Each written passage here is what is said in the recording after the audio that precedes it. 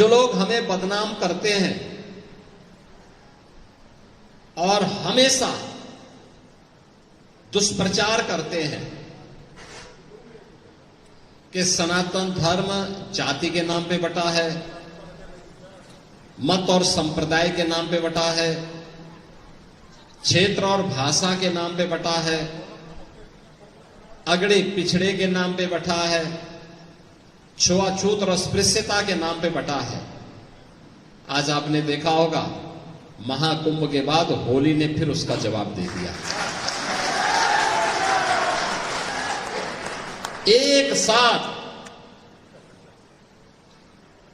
हर भारतवासी, हर सनातन धर्मावलंबी गले मिल रहा था, रंग और गुलाल लगा रहा था, उत्साह और उमंग के साथ, मस्ती के साथ,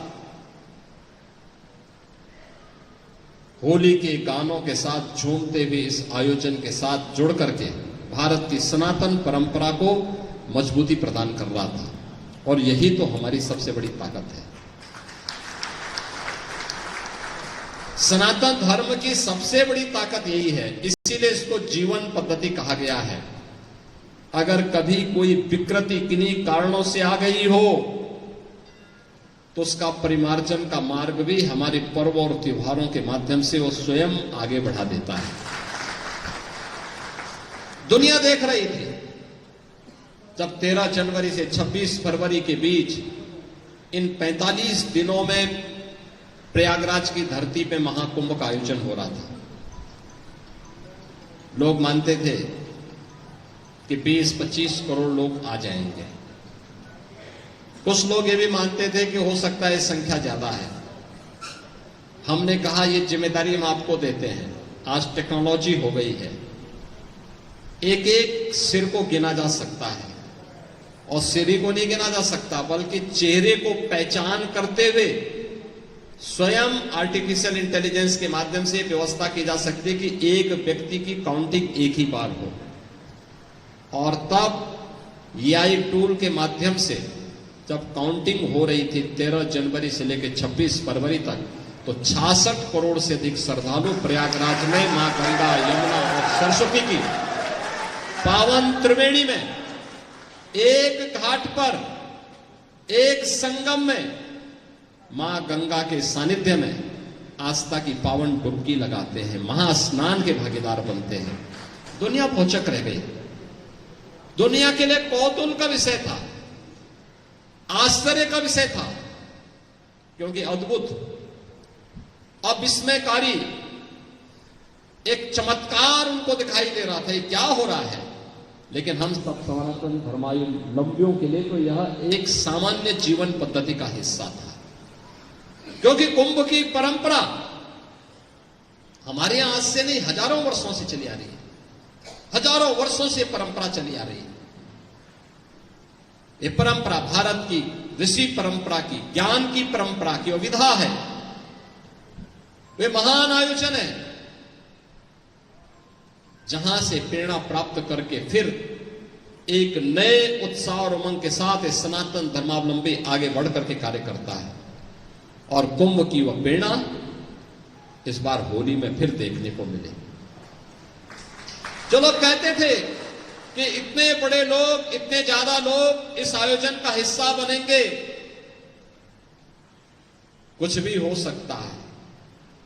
दुनिया में कहीं और होता तो बीमारी से ही लोग मर गए होते, अव्यवस्था फैल गई होती, विस्फोट हो गए होते, तमाम प्रकार की अव्यवस्था का शिकार होना पड़ता। लेकिन एक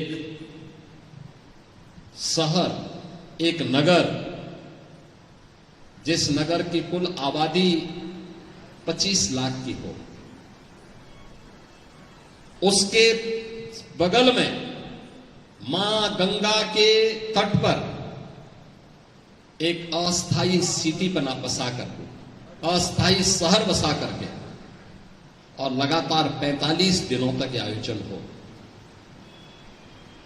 लोग आते थे, श्रद्धालु आते थे, स्नान करके फिर अपने गंतव्य के लिए प्रस्थान करते थे। जो आया, मैं मानता हूं कोई भी ऐसा सनातन धर्मावलंबी नहीं होगा देश और देश के बाहर दुनिया में कहीं भी जिसके घर में गंगा जल न गया। महाकुंभ का गंगा जल पर भी आपने देखा होगा, इस देश के यशस्वी प्रधानमंत्री मोदी जी अभी मॉरिशस की यात्रा पे गए थे और मॉरिशस के राष्ट्राध्यक्ष को भी उन्होंने महाकुंभ का ही गंगा जल भेज दिया। यह है सनातन आस्था के प्रति श्रद्धा का भाव, सनातन संस्कृति के प्रति आस्था का भाव। और ये दोनों आयोजन एक ही संदेश दे रहे हैं, दोनों के पीछे एक ही संदेश है कि हम कोई भी हमारे में बंटवारा नहीं है। जो हमें बदनाम करते हैं, बंटवारा तो उनकी बुद्धि में है।